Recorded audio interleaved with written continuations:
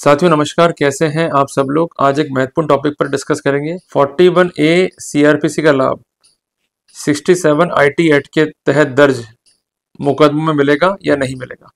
जब भी होते हैं मुकदमे साइबर क्राइम के, तो वहां पर आईओ जो है 41A सीआरपीसी का बेनिफिट नहीं देता है।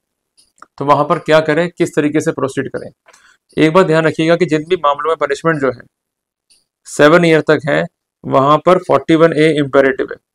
अगर पुलिस 41A सीआरपीसी का नोटिस नहीं देना चाहती, वो चाहती है अरेस्ट करना, तो स्पेसिफिक रीजंस जो है लिखने होंगे इनको in the proceedings which must be supported by the corporation. अगर ऐसा नहीं है तो इनकी कार्रवाइयां अपने आप में ही गैर कानूनी होगी और वहां पर आपको बेनिफिट जो है मिल जाएगा।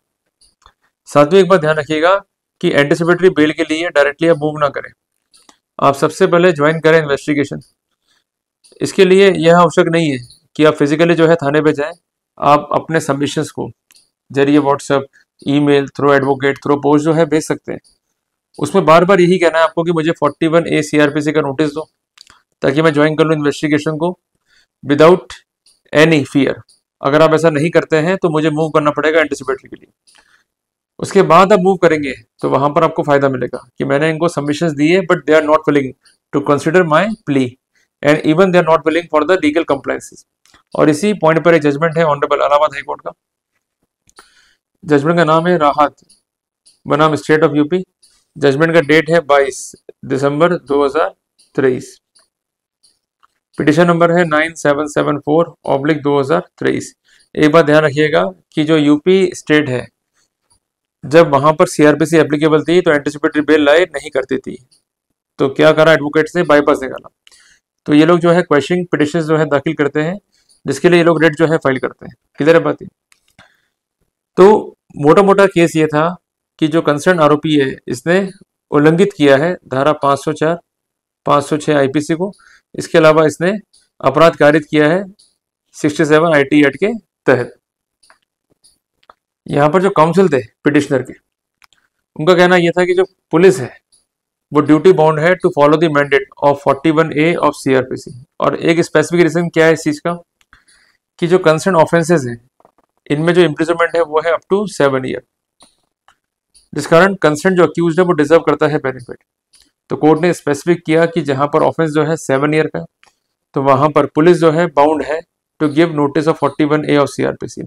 इसके अलावा निर्भर किया गया एक महत्वपूर्ण फैसले की तरफ, जो कि प्रोनाउंस किया है ऑनरेबल सुप्रीम कोर्ट ने। जजमेंट का नाम है अरुणेश कुमार बनाम स्टेट ऑफ बिहार। इसको भी जो है आप नोट डाउन कर लीजिए। जजमेंट है 2 जुलाई 2014 का। साइटेशन है 2014 वॉल्यूम 8 SCC पेज नंबर 273। तो कोर्ट ने अपने फैसले के पैरा नंबर 4 में ये स्पेसिफिक किया है, accordingly we dispose this petition with direction to the police officials concern. क्या डायरेक्शन थे? To follow the mandate of 41A of CrPC. एक बात ध्यान रखिएगा कि 41A ऑफ सीआरपीसी वर्तमान में हो गया है धारा 35 sub clause 3 of BNSS। And apart from that इनको फॉलो करना है directions of judgement of honourable Supreme Court, जिसका नाम है अरुणेश बनाम स्टेट ऑफ बिहार, जो मैंने आपको लिखा हुआ है बी। और इसका साइटेशन है 2014 वॉल्यूम 8 SCC पेज नंबर 273। इसको पुणे जो है आप नोट डाउन कर लीजिए। तो कुल मिला करके ये जो फैसला है हमें सिखाता है 3 महत्वपूर्ण बातें। सबसे पहली बात कि जिन मामलों में पनिशमेंट जो है अप टू 7 ईयर है, वहां पर अक्यूज जो है डिजर्व करता है 41A सीआरपीसी का बेनिफिट। 41A सीआरपीसी वर्तमान में धारा 35 सब क्लॉज 3 BNSS के नाम से भी जाना जाता है। क्लियर हो गया। दूसरी बात है कि भले ही मामला अंडर आईटी एक्ट है, तब भी अक्यूज जो है डिजर्व करता है benefit of 41A of CrPC. और तीसरी बात, अगर मामला आईटी एक्ट में है और पनिशमेंट अप टू 7 ईयर है, तो वहां पुलिस जो है बाउंड है to follow the mandate of 41A of CrPC. इसके अलावा पुलिस जो है बाउंड है by the direction issued by honourable Supreme Court in the concern judgement, जिसका नाम है अरुणेश कुमार बनाम स्टेट ऑफ बिहार। तो मैं उम्मीद करता हूं कि मैंने आपको इस इंपॉर्टेंट टॉपिक पर इफेक्टिव जानकारी दी।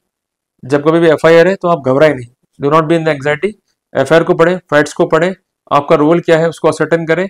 और पनिशमेंट अगर 7 ईयर से कम है और 41A सीआरपीसी का बेनिफिट नहीं मिल रहा है, तो आप एज पर लॉ जो है प्रोसीड करें, जिसके लिए मैंने आपको बताया है, पुनः बता देता हूँ कि आप सबमिशंस देवें उनमें विशेषता लिखें। अगर बेनिफिट नहीं दे रहे हैं फिर आप जाते हैं एंटिसिपेटरी के लिए, तो वहां पर राहत मिलने के चांसेस जो है ज्यादा रहेंगे। क्लियर है बात? ही जल्दी मिलेंगे अपन एक नए टॉपिक के साथ। टिल देन, जय हिंद, जय भारत।